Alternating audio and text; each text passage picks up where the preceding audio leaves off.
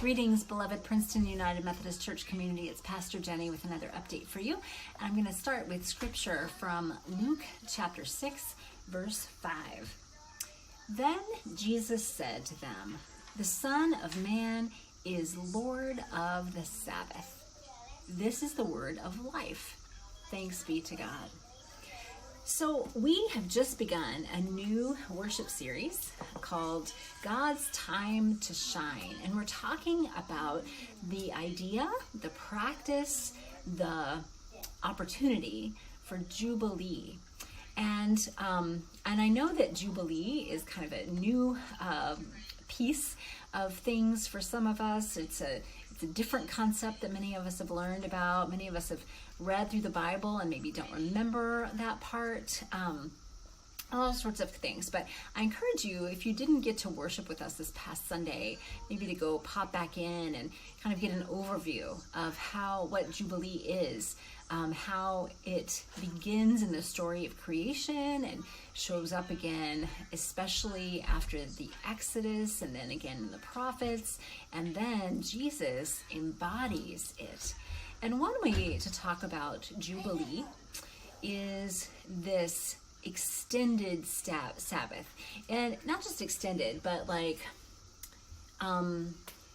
Sabbath, like a day of Sabbath gets extended in our festivals, in the celebrations like Passover or Easter, Christian Easter, to these seasons where that's extended versions of a Sabbath day.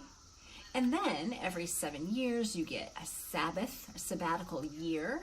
And then Jubilee is like the Sabbath of Sabbaths. It is the ultimate Sabbath. It takes this day and turns it into something that is extended. And in Jesus' life and ministry, one of the questions that he is happening underneath all of what he's doing and saying is, what if every day were Sabbath? What if we lived as if we were in Jubilee all the time? What would that look like? How do we do that? And Jesus himself says that he is the one who makes this happen in his very being. So in Jesus, there's like this cosmic, universal, grand, super duper Sabbath that's happening.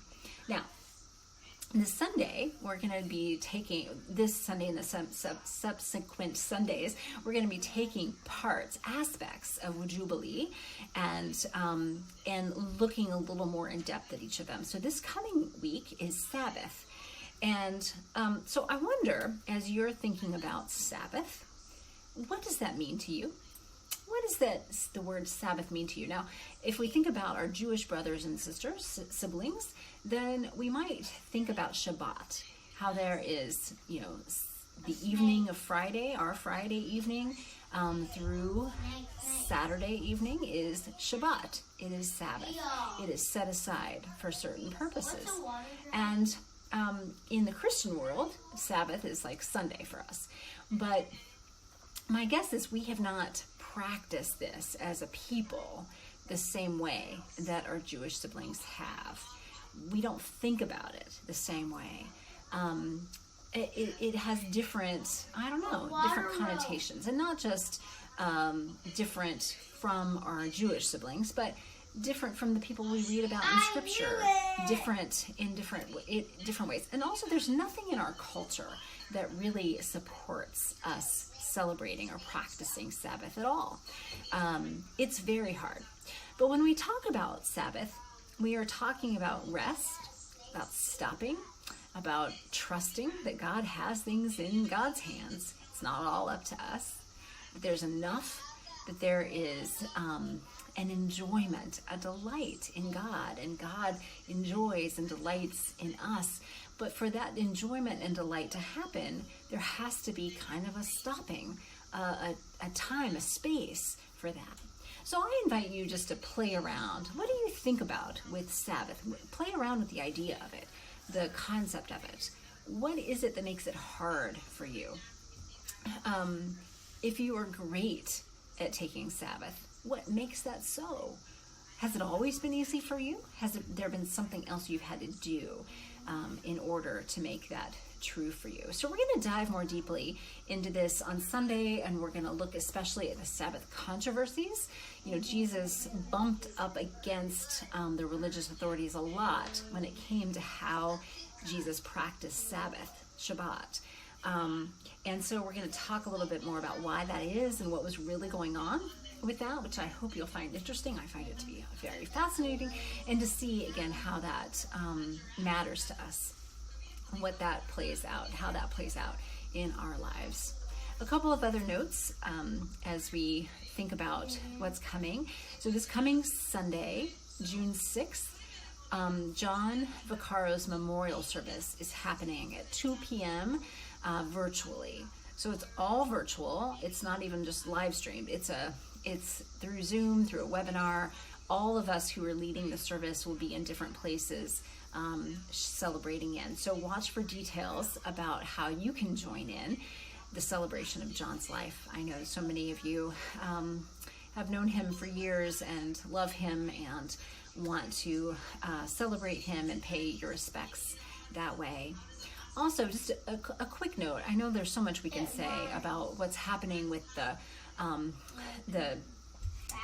different mandates that are happening, or lifting of mandates, that's a better way to say it, lifting of mandates around the reopening of our state and our different businesses and things like that.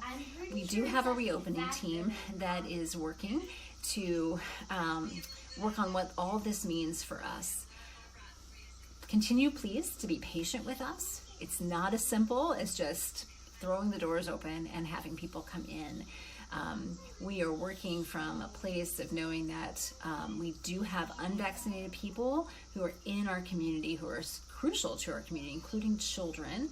And there are just things that are hard as we're trying to make decisions, good decisions for all of our community as we move through this. But things will begin to change and be opening up more for our church as well. Remember to worship is the last in the list of those things where everybody will get to come and worship. And it still might not look exactly like it did a year ago when we are able to do that. So bear with us, keep praying for us. We really appreciate your encouragement and your support and your prayers. It helps us tremendously.